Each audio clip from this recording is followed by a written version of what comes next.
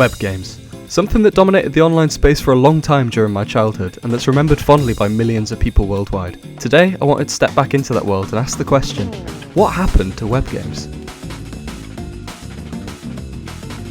There's a few key things I'd like to take a look at, like how customization, community, and monetization all play into how we remember these games. But to begin with, I decided just to dive in head first and join a couple remade versions of some of the most popular web games to see if they were actually any good, or if we just look back at them blinded by nostalgia.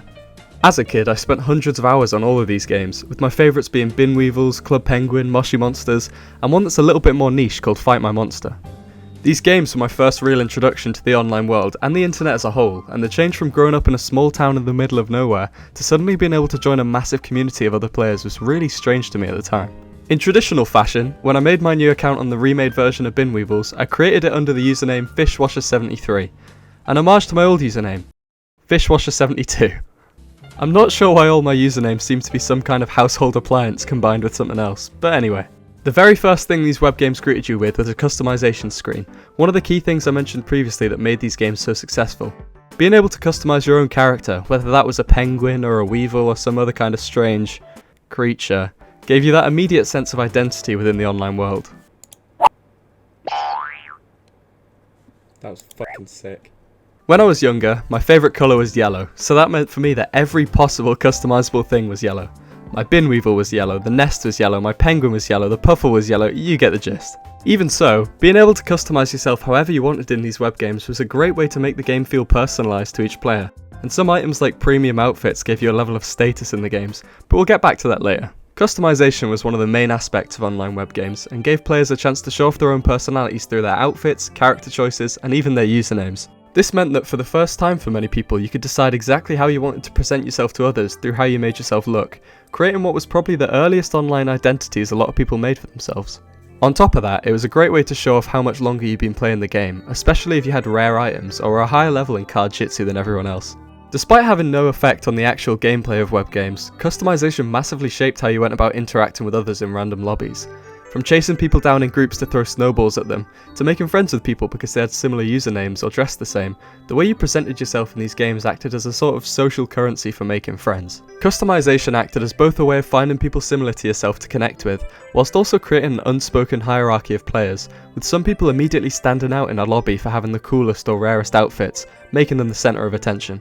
Speaking of social hierarchies, I think we should probably address the elephant in the room about these types of games, and one of the main issues that caused a massive divide in the player bases of almost all of them. Here comes the money. Here we go. Money talk. Here comes the money. Money, money, money. Most web games had some massive paywalls that locked content behind monthly subscriptions. That cool igloo you wanted? Membership. Become a secret weevil agent? Membership. Underground Moshi Monsters Disco? Membership. What initially feels like an amazing free massively multiplayer online game quickly became solely about the money. One minute you've made friends with someone, and the next they've walked into a members only area, never to be seen again. Getting one of these memberships changed people. Suddenly your closest online friends didn't know you, living it up as one of the elites with a cool hat and bin pets, and all you had was an empty nest and obnoxiously loud go-karts to keep you company.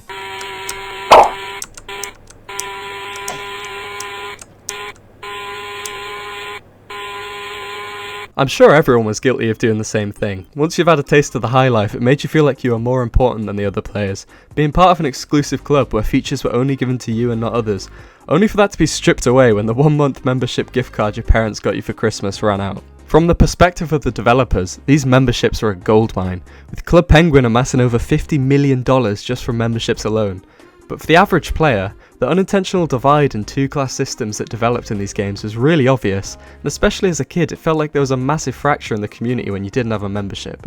As time went on, more and more features as well as just the cosmetics became locked behind memberships, meaning that you could never really own items or play the full game, but rather pay monthly to be able to wear them or to access everything.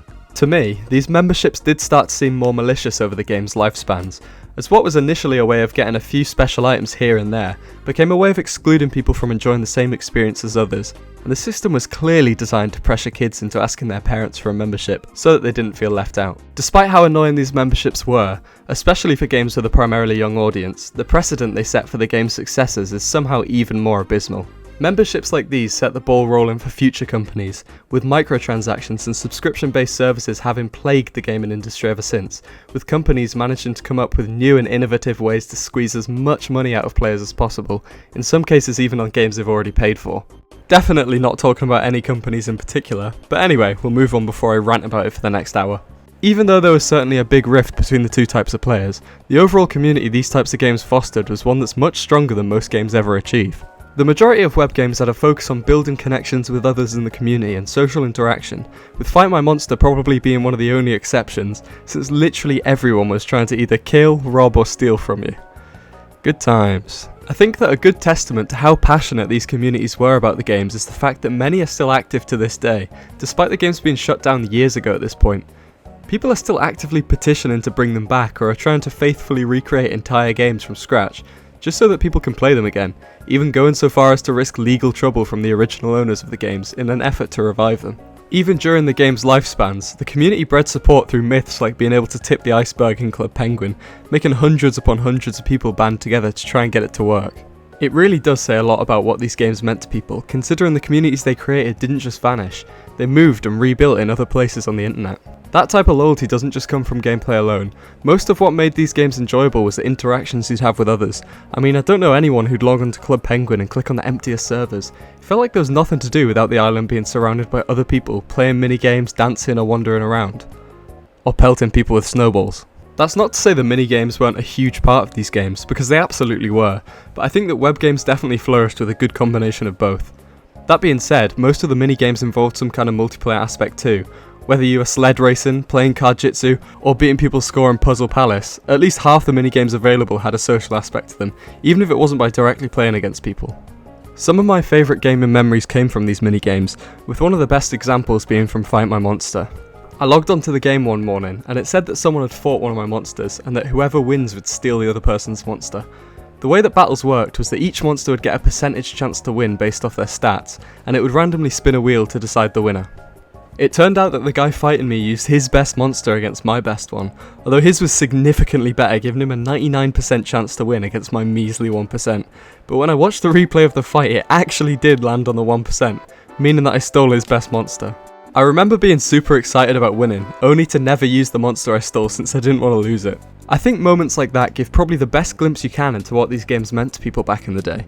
Everything that happened in them really mattered, and you always wanted to come back to see what new things had been added for you to try and get. It's not like there was actually anything you could get that was game changing in any way, but I suppose that's kind of what gave these games their charm.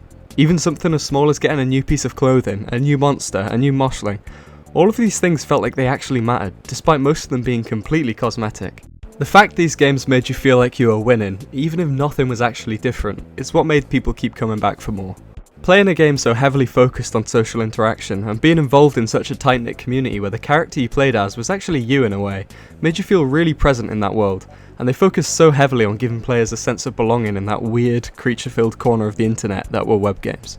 Now that we've had a look at what really made these games so special to people, I think it's about time to take a look at what happened to them, and see some of the main reasons that caused the downfall of web games over time.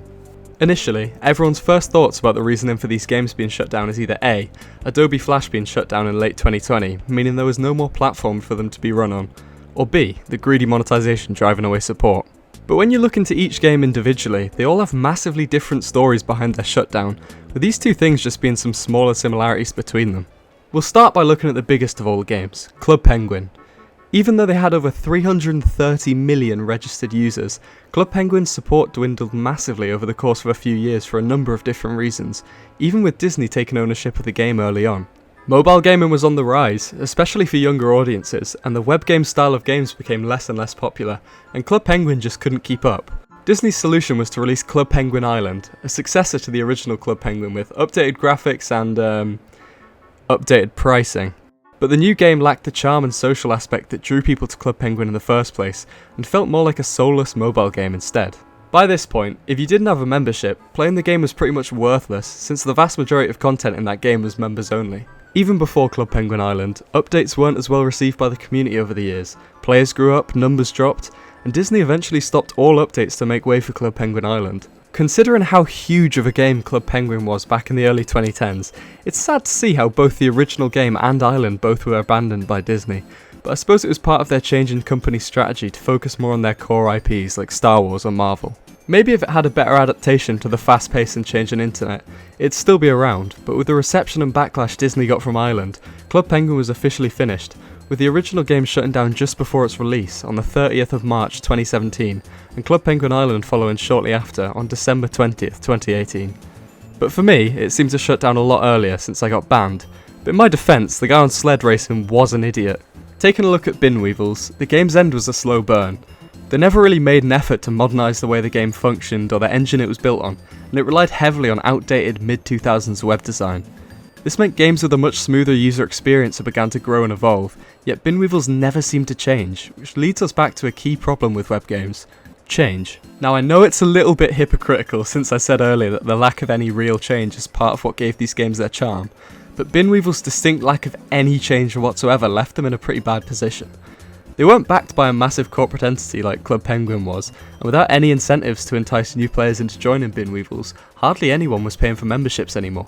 When Adobe Flash finally ended support, not only did it mean that the original version of the game had shut down, but 55 Pixels didn't have the funding or means of developing a new version once it ended.